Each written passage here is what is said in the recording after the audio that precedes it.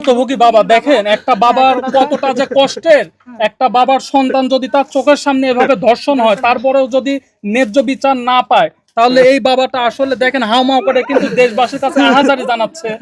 এই দেশের প্রতিটা মানুষ যে যার যার অবস্থান থেকে সবাই এই ভুক্তভোগী অসহায় দারিদ্র পরিবারের পাশে দাঁড়ান। এই বোনটার সাথে যে অন্যায় হয়েছে এই অন্যায়ের জন্য তারা ন্যায্য বিচার পায়। আর আমরা একটা জিনিস যেটা দেখতে পাচ্ছি প্রেজেন্টলি, একটা জিনিস দেখেন ভাই, মা বোন সবারই আছে।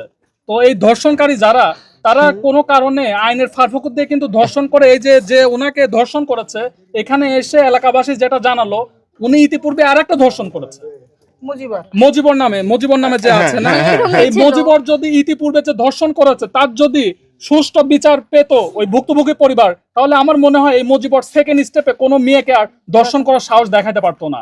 তো এই জায়গা থেকে আমি একটা কথাই বলতে চাই, আপনারা যারা মিডিয়ার ভাইরা আছেন, আপনাদের মাধ্যমে এই দেশের আইনি যত দপ্তর আছে সবাই এই ধর্ষণের বিষয়ে জিরো টলারেন্সে চলে আসেন।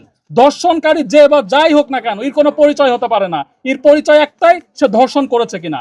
যে ধর্ষণ করবে তার সর্বোচ্চ শাস্তি চাই, আমরা তার মৃত্যুদণ্ড চাই। শুধু মৃত্যুদণ্ড রায় দিলে হবে না, কার্যকারিতা করছেন।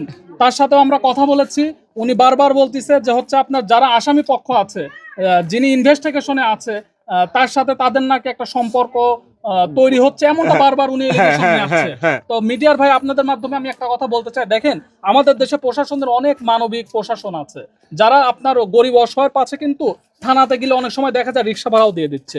আবার প্রশাসনের মধ্যে দু একটা খারাপ অফিসার থাকে, তাই বলে এই নয় যে পুলিশ ডিপার্টমেন্টের সবাই খারাপ। তো সেই জায়গা থেকে আমি প্রশাসনের যারা ঊর্ধ্বতন কর্মকর্তা আছে তাদের কাছে আহ্বান জানাবো, এই ভুক্তভোগী পরিবার যেন ন্যায্য বিচার পায়, প্রশাসনের থেকে যেন সহযোগিতা করার, বিশেষ করে আপনার হচ্ছে সাভার ডিস্ট্রিক্টের যিনি এসপি মহোদয় আছে তার কাছে মানবাধিকার কর্মী হিসাবে আমি আহ্বান জানাবো। আপনার হচ্ছে আসামি 5 জনকে তারা আসামি করেছে, 3 জনকে অলরেডি আপনার হচ্ছে থানা হেফাজতে নিয়ে কোর্টে প্রেরণ করেছে, আর 2 জন যারা আছে তারা বিভিন্নভাবে এই পরিবারকে হুমকি দিয়ে যাচ্ছে।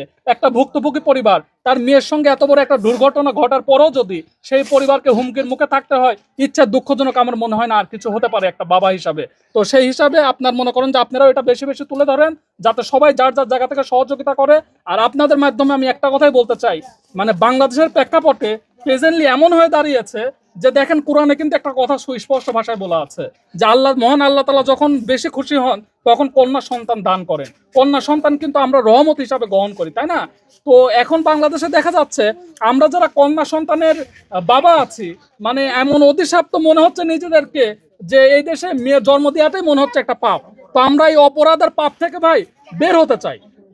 এই বাংলাদেশের জন্য নতুন করে আর কোনো ধর্ষণকারী ধর্ষণের মতো সাহস আর না দেখাইতে পারে, এটাই আমি সারা দেশবাসীর কাছে মানবাধিকারের পক্ষ থেকে আহ্বান জানাবো। আর বিশেষ করে আপনারা যারা মিডিয়ার ভাই আছেন, আপনাদের আমি কৃতজ্ঞতা জানিয়ে ছোট করব না, কেননা এই বাংলাদেশে যত অঘটনা ঘটে সর্বপ্রথম আমাদের নজরে আসে শুধু আপনাদের মাধ্যমেই। তো আপনারা যারা মিডিয়ার ভাইরা কষ্ট করে এখানে আসছেন, এই পরিবার কিন্তু কেউ আপনাদের টাকা দিয়ে আসে না, আপনারা যে যার যার খরচে আসছেন। কেন?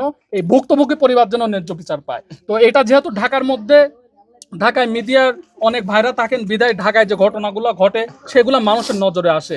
অনেক অজপায় গ্রাম দেখা যায়, সেখানে এরকম ধর্ষণের কিন্তু শিকার হয় অনেক পরিবার, তারা হয়তো বা মিডিয়াতে এইভাবে আসতে পারে না, আইনি সুবিচারও পায় না। তো আপনারা মিডিয়ার ভাইরা যারা আছেন, এইখানে যে মিডিয়ার ভাইগুলা প্রেজেন্ট আছেন, তাদের মাধ্যমে সারা বাংলাদেশে যত মিডিয়ার ভাইরা আছেন সবার কাছে আমি আহ্বান জানাবো, এই ধরনের নিউজগুলা আপনারা বেশি বেশি প্রচার করবেন, এই ভুক্তভোগী পরিবাররা যেন ন্যায্য বিচার পায়। ধন্যবাদ, আপনারা সবাই ভালো থাকবেন। এই ভুক্তভোগী পরিবার